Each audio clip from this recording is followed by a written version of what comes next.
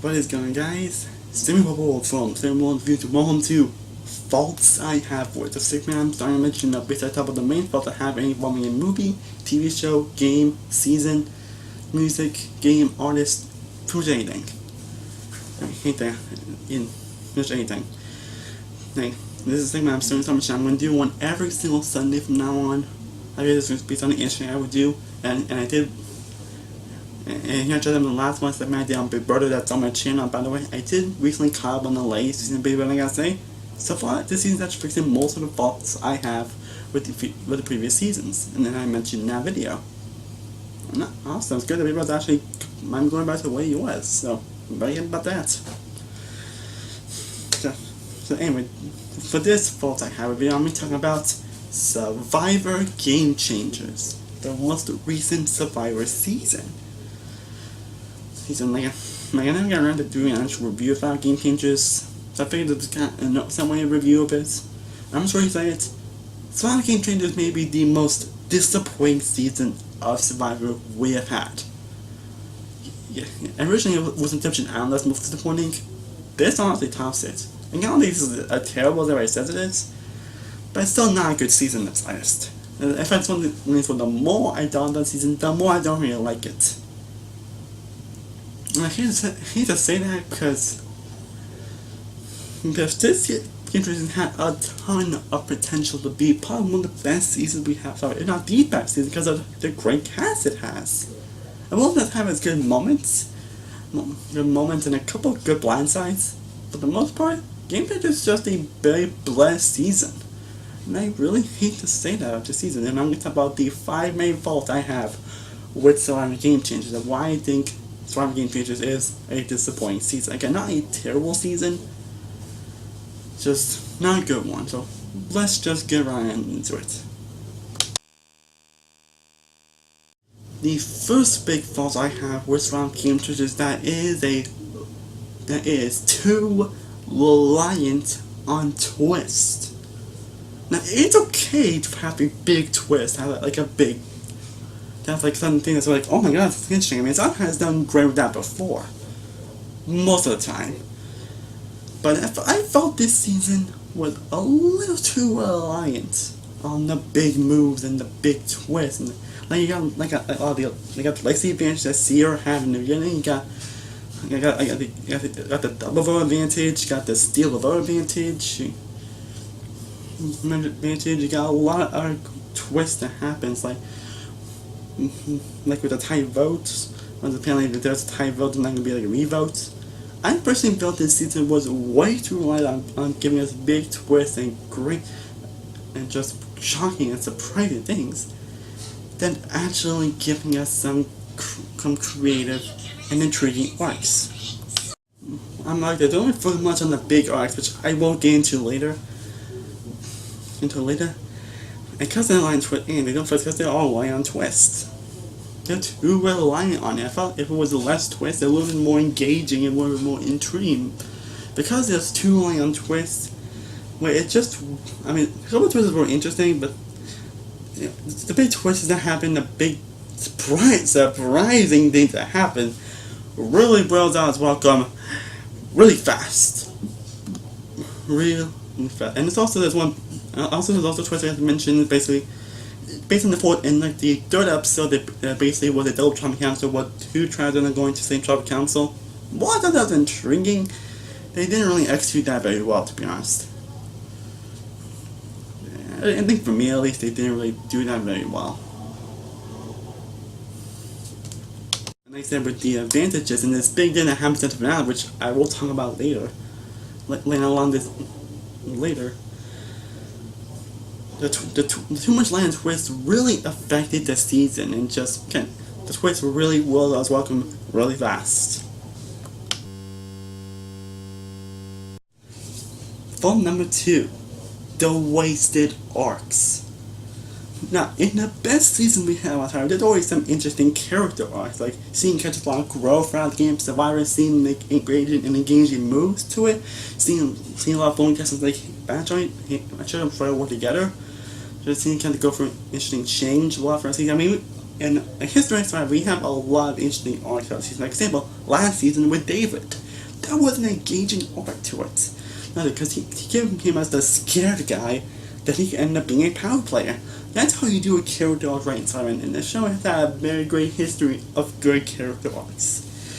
This season, not so much. There were a lot of arcs that were probably set up, but either forgotten or completely wasted. There were a lot of great arcs in the season that could have been great and it could have been really engaging. The biggest difference is that Suri and Ozzy. Ozzy, Suri was one of the main people that got Ozzy voted out in the second time Ozzy played. It's hard because his blindside is one of the biggest blindsides, if not the biggest blindside of Survivor history. But I think, to be honest, that is the biggest, most shining blindside in Survivor history. And seeing Suri and Ozzy just trying to either work together or trying to find each other would have been engaging, and maybe they could actually be friends, and they could kind of do that. But that means that they don't really focus enough on that for you to get them really interested and engaged in that. And I was I actually want to see more of that than all the other things that are happening. Maybe seeing Ozzy and Dree trying to work with each other, but yet they're trying to fight each other. I was hoping there'd be one episode where Suri and Ozzy end up burning against each other. I was hoping that would happen. But I think all of us are hoping that would happen. But nope, it doesn't happen. It doesn't happen at all. No. And also hoping that we get a little bit of something between JT and Suri. Mainly because JT was the reason Suri was brought the first time, we got nothing of that. I'm sure I think we showed a couple of secret scenes of that. But those secret scenes. The scenes, we hardly got seen anything involved in this rated thing. That would have been really engaging. It would have been pretty intriguing. It's probably made see 3J try to work out each other, or maybe they're trying to get each other out. That would have been intriguing if they hardly focused on that at all. That would have been pretty interesting to watch. Don't you agree? Yeah, I agree. I agree. And there is probably the arc in the season that actually worked is the one involving Zeke, where he apparently reveals that Zeke is transgender, mainly because Jeff Varner ended up kind of reveal it to everybody, which ended up being one of the most insane and controversial things I've heard. It's I don't get that Jeff Varner kind of comparing him not having a stranger to being deceitful. It's kind of one of the most crazy things I've ever. But that's also the only crazy thing that happened this season, to be honest. I think Zeke's obviously the only one's actually pretty engaged. The others are either just not that interesting, not engaging, or just not that engaging. They also have this one involving Michaela trying to be like a common person. By the way, that doesn't work. But personally, because I didn't really care about, and some of the fellas wasn't trying, I didn't really buy into that, to be honest. I really didn't. And the point is, this season had a lot of arcs that could have been pretty interesting and engaging, yet they either just bypassed through it, or barely focused upon it, or it's just not interesting at all. Some of the worst seasons had the arcs that just not that great, and also some of the contestants don't really get that much confessionals, to be honest. That's a big problem. That's a big problem I see from the most recent seasons. It could be because of a lot of contestants, but still, for example, Troyzan. What do you really remember about Troyzan this season? I thought so. I didn't find out there's nothing really memorable about Troyzan this season. And he could have had an interesting arc. He could have actually, they kind of set up a little arc in the beginning of the season because trying not to be like a big villain or trying to change himself. Like I said, they barely focus upon that because that doesn't really work. It really doesn't.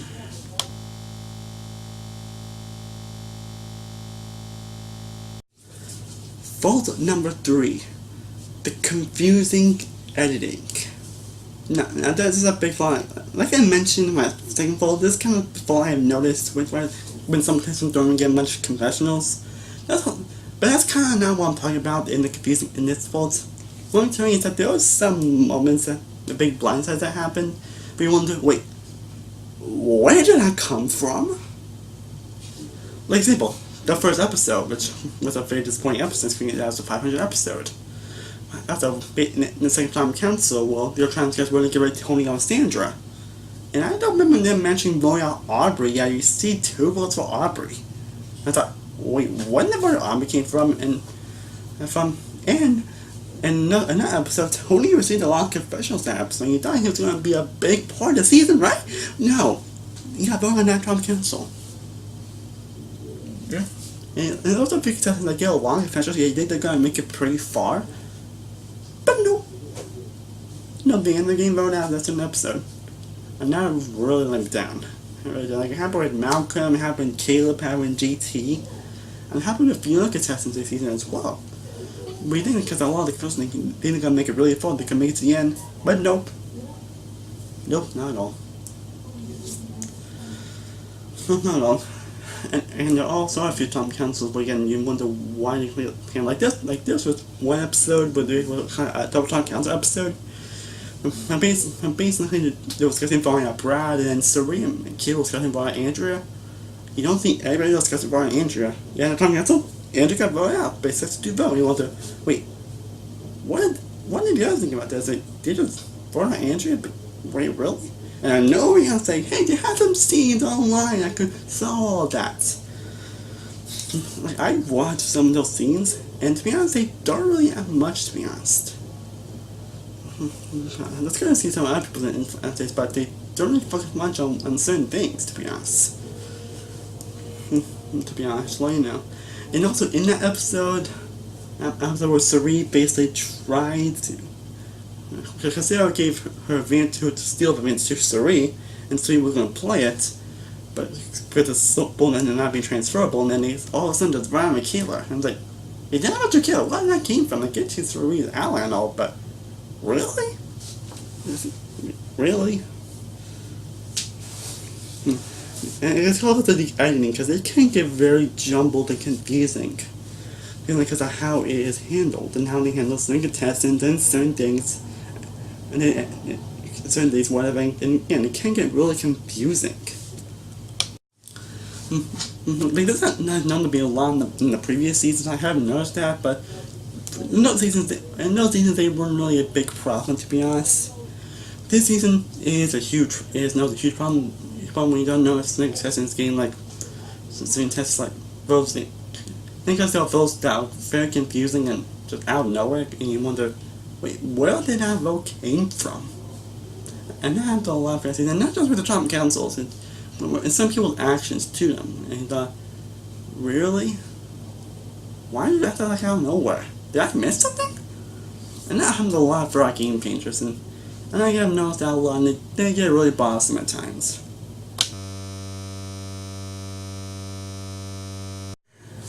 Fault number 4. It is so predictable. Other than that Jeff Varner thing, the Varner thing, and that Debbie, and the one type on Debbie, the season that you can just guess from a mile away. Where like you can pretty much predict where everything is going. Like I predict where things are going, and I was like, yep, I was right. And in a way, when all I was playing, I can't, because it's on the hand in the finale, which I'll get a little more into later. We're basically in the answer where Troy, Zan, Sarah, and Aubrey. Sarah and Taya played idols. With Taya played himself and Aubrey. Sarah played lesbian. She got from Sierra, and Troy Zan played this idol. And says everybody no longer bad. We think I see more than me around that time. Sari ended up getting voted out because there was no one else to vote for. And in a way, I kind of predicted that. Like I'll get a little more into that later. But yeah, this season is just a very predictable. You can literally guess. Like there was some point where I knew Sarah was gonna win. But Sarah does end up from kind of ends up winning season, which at a certain point I kind of knew that, to be honest. I think it was in the final 11 or final 10 where I knew, yeah, Sarah's gonna win. And what? She was gonna win. I even predict that Brad was gonna make it to the end, and he was gonna be second along with wife Monica. And I was right about that too.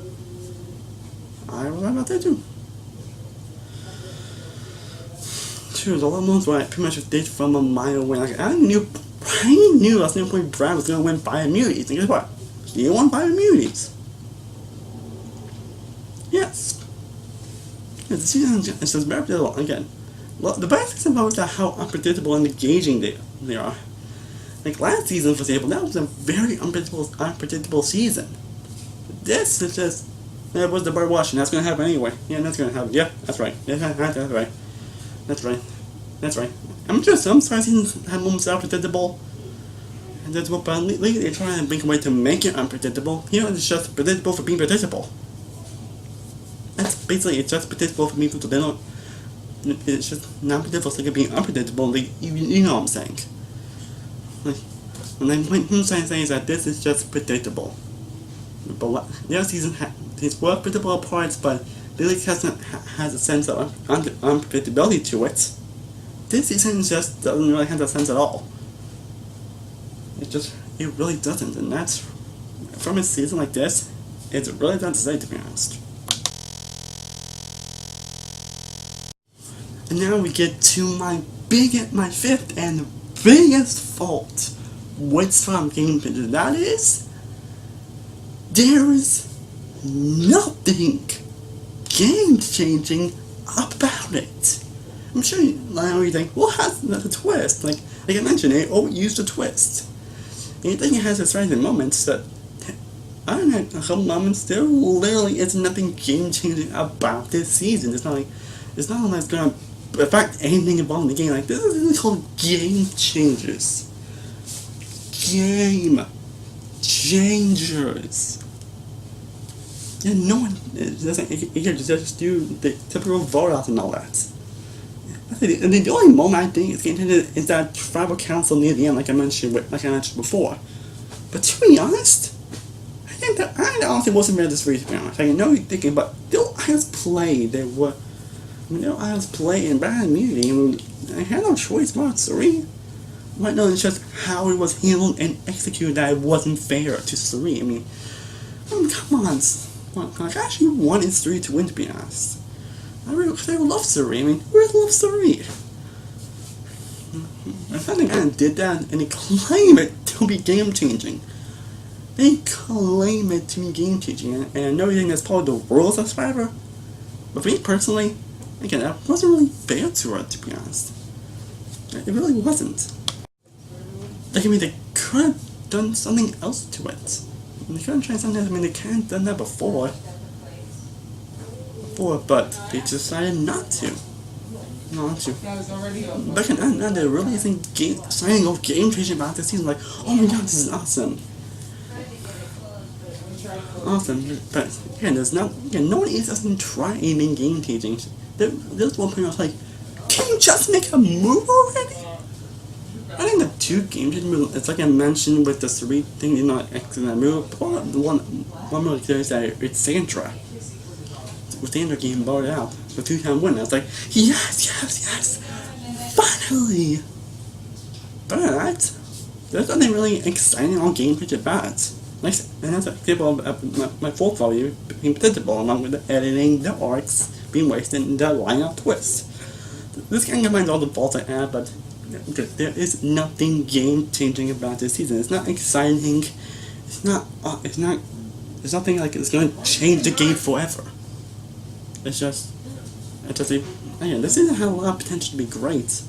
Like, it could have had a lot of great game changing moves there. It just doesn't go for that. It just really doesn't. And I hate to say that. And if I were to give an official rating to game changers, I would probably give it a 4 out of 10. It's not a terrible season, but it's just a very playing season and the most disappointing season I've ever had so far.